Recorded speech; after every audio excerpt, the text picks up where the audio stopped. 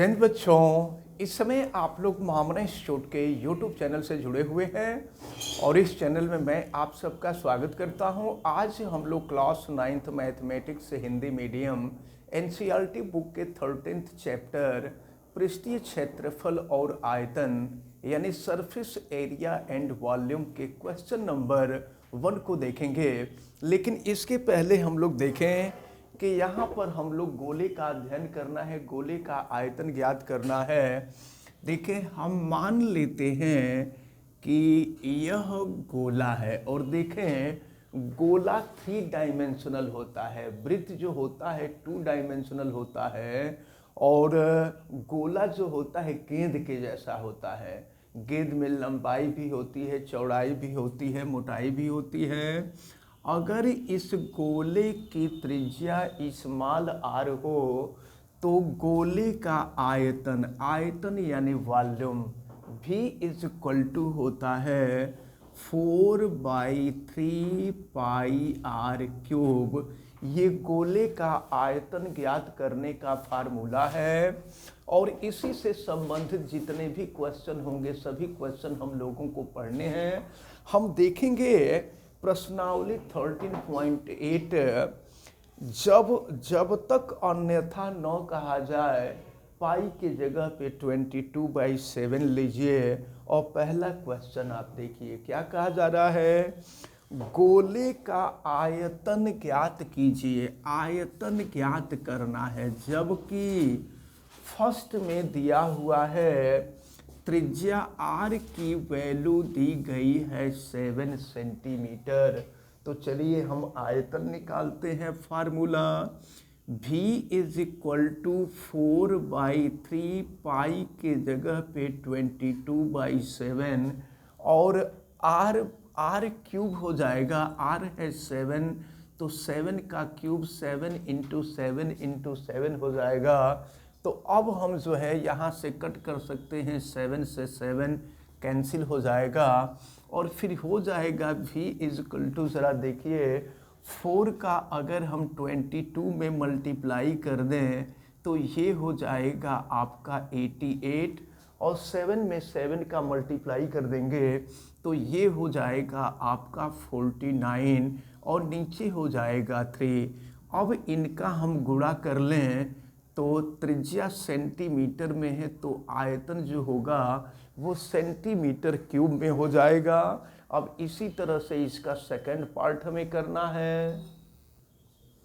तो ये जो है देखें 88 का 49 में हमने मल्टीप्लिकेशन किया तो ये हो गया आपका 4312/3 और फिर 3 से डिवाइड कर देंगे तो 1437.33 सेंटीमीटर क्यूब हो जाएगा। तो ये इसका फर्स्ट पार्ट सॉल्व हो गया। अब हम लोग इसका सेकंड पार्ट देखते हैं और सेकंड पार्ट में त्रिज्या r की जो वैल्यू है 0.63 सेंटीमीटर दिया हुआ है। सेंटीमीटर नहीं बल्कि मीटर दिया हुआ है। ये वैल्यू जो है आपको मीटर में दिया है तो एक काम करते हैं ना, इसको सेंटीमीटर में कन्वर्ट कर लेते हैं। सेंटीमीटर में कन्वर्ट कर लेंगे तो अच्छा रहेगा। तो 1 मीटर बराबर 100 सेंटीमीटर होता है। अब 100 से गुणा कर देंगे तो ये हो जाएगा आपका 63 सेंटीमीटर हो जाएगा। जब मीटर को सेंटीमीटर में कन्वर्ट करेंगे तो 100 से मल्टीप्लाई करेंगे 63 सेंटीमीटर हो जाएगा। और अब हम आयतन निकाले तो फार्मूला 4/3 और पाई की वैल्यू हम रखते हैं, ये हो जाएगा 22/7 और r क्यूब 63 का क्यूब हो जाएगा। तो 63 का क्यूब करेंगे तो 63 × 63 × 63 हो जाएगा। अब चलिए इसको सॉल्व करते हैं हम। तो 7 से इसको हम कटा दें तो 7 × 9 = 63 हो जाएगा और फिर इसके बाद इसको हम 3 से कटा देंगे तो ये हो जाएगा 3। फिर देखिए क्या मिलेगा हमको, यहाँ ये मिला v इज इक्वल टू 4 का 22 में हम मल्टीप्लाई कर देते हैं तो ये हो जाएगा आपका 88 और फिर ये हो जाएगा यहाँ पर देखिए 3 और फिर ये हो गया 63 × 63। अब कर दिया जाए, देखा जाए क्या आ रहा है तो पहले हम जो है 88 में 3 का हम गुणा कर दें तो क्या हो जाएगा, 3 आठे 24 हो जाएगा 4, और फिर हासिल हो जाएगा 2, और फिर 3 आठे 24 और 2 हो जाएगा 26। ये हो जाएगा 264, और इसके बाद 63 इंटू 63, और फिर इसका हम आपस में मल्टीप्लिकेशन कर देंगे। तो अब जो है देखें ये 88 इंटू 3 264 आया था, और 63 में 63 का हम मल्टीप्लाई किए तो ये 3969 आया। और फिर दोनों का हमने मल्टीप्लिकेशन कर दिया तो ये आया, लेकिन ये सेंटीमीटर क्यूब में आया। तो सेंटीमीटर क्यूब को अगर हम अगर सेंटीमीटर क्यूब में चाहे तो छोड़ सकते हैं, लेकिन अगर मीटर क्यूब में हम बदलेंगे तो सेंटीमीटर क्यूब को मीटर क्यूब में कन्वर्ट करने के लिए हम यहाँ 100 इंटू 100 इंटू 100 से डिवाइड कर देंगे। तो चलिए देखिए क्या मिल रहा है, ये है आपका, और इसको हम मीटर क्यूब में कन्वर्ट कर रहे हैं। तो यहाँ पर 100 इंटू 100 इंटू 100 यानी 1 के सामने हो जाएगा 6 जीरो हो जाएगा, और फिर इसको हम डिवाइड कर देंगे तो ये हो जाएगा आपका 1.0438816 हो जाएगा मीटर क्यूब। आप छोड़ दीजिए, दशमलव के बाद 1 या 2 अंक तक छोड़ देंगे तो आपका आंसर आ जाएगा, और ये आंसर लगभग में आएगा। तो इस प्रकार ये जो इसका क्वेश्चन नंबर 1 का जो सेकंड पार्ट था, ये सेकंड पार्ट भी आपका सॉल्व होता है। अब हम लोग क्वेश्चन नंबर 2 को देखेंगे। क्वेश्चन नंबर 2 में आपको दिया हुआ है, एक ठोस गोलाकार गेंद उस ठोस गोलाकार गेंद द्वारा हटाए गए पानी का आयतन ज्ञात कीजिए। तो देखिए, पानी का आयतन उतना ही होगा जितना गेंद का आयतन होगा, और गेंद गोलाकार होता है, ये सबको पता है। तो व्यास आपको दिया हुआ है, व्यास डायामीटर दिया हुआ है 28 सेंटीमीटर। तो इसकी त्रिज्या निकाल लेंगे तो त्रिज्या व्यास का आधा होता है, 28 का आधा कर लेंगे तो ये हो जाएगा 14 सेंटीमीटर। तो जितना गेंद का आयतन होगा उतना ही वो पानी को विस्थापित करेगा।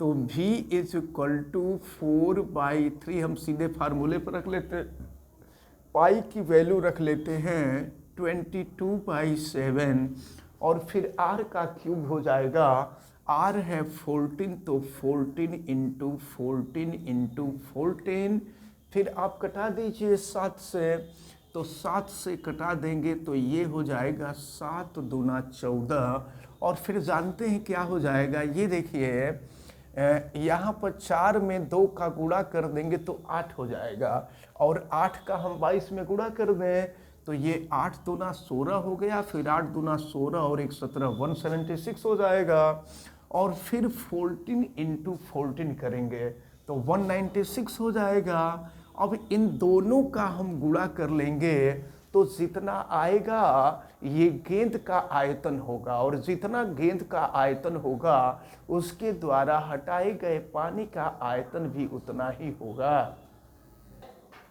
तो अब जो है देखें यहाँ पर, अगर ये 176 का 196 में मल्टीप्लाई किए तो ये मिला आपको 34,496, और बटा में 3 तो रहेगा ही। अब जब 3 से डिवाइड कर देंगे तो ये हो जाएगा आपका 11,498.666 करके आएगा, और फिर चाहे तो 0.67 सेंटीमीटर क्यूब कर देंगे। अब इसी तरह से इसका हम सेकंड पार्ट देखते हैं, और सेकंड पार्ट में दिया हुआ है 0.21 मीटर दिया गया है, व्यास दिया गया है। तो व्यास दिया गया है तो जो त्रिज्या होगी इसकी आधी होगी। तो अब जो है त्रिज्या 0.21 अपान हो जाएगा 2, और ये है मीटर में। हम इसको सेंटीमीटर में कन्वर्ट कर सकते हैं, सेंटीमीटर बदल के लगा सकते हैं। तो मीटर को सेंटीमीटर में बदलेंगे 100 से गुणा हो जाएगा, और 100 से अगर हम गुणा कर दें तो 21/2, और ये हो जाएगा सेंटीमीटर। चलिए हम सॉल्व कर लेते हैं। आयतन निकाल लें तो 4/3 और पाई की जो वैल्यू है 22/7 है, और फिर r का क्यूब कर दीजिए। 21/2 इंटू 21/2 इंटू 21/2 हो जाएगा। और फिर देखिए क्या होगा, 7 से इसको कटा दीजिए तो 7 तरीके 21 हो जाएगा।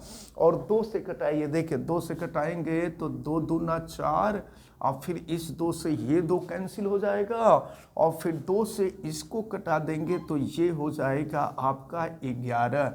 और फिर क्या हो जाएगा, v इज इक्वल टू 11 और 21 का 21 में मल्टीप्लाई आप कर दीजिए तो फिर ये हो जाएगा आपका ये 441 हो जाएगा।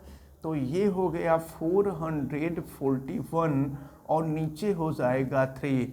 और 441 में आप 11 का मल्टीप्लाई कर दीजिए तो देखिए क्या मिलेगा ये आपको। तो ये हो गया आपका 4851 हो जाएगा। 4851 अपान हो जाएगा 3, और फिर इसमें 3 से आप डिवाइड कर दीजिए तो यह सेंटीमीटर क्यूब में आएगा, और फिर इसको आप चाहे तो मीटर क्यूब में कन्वर्ट कर सकते हैं। तो अब जो है देखिए ये ऊपर वाला 3 छुटा हुआ था, तो ये 3 यहाँ है, तो इस 3 से और नीचे वाला ये 3 है, इसको कैंसिल कर देते हैं। तो अब 441 में हम 11 का मल्टीप्लाई करेंगे तो 4851 सेंटीमीटर क्यूब हो जाएगा। या अगर आप चाहते हैं इसको मीटर क्यूब में कन्वर्ट करना तो इसमें जो है 100 इंटू 100 से डिवाइड कर दीजिए, और या नहीं तो आप सेंटीमीटर क्यूब में ही रहने दीजिए, क्वेश्चन आपका गलत नहीं होगा। तो इस प्रकार जो है क्वेश्चन नंबर 2 का जो सेकंड पार्ट था, ये सेकंड पार्ट आपका सॉल्व होता है।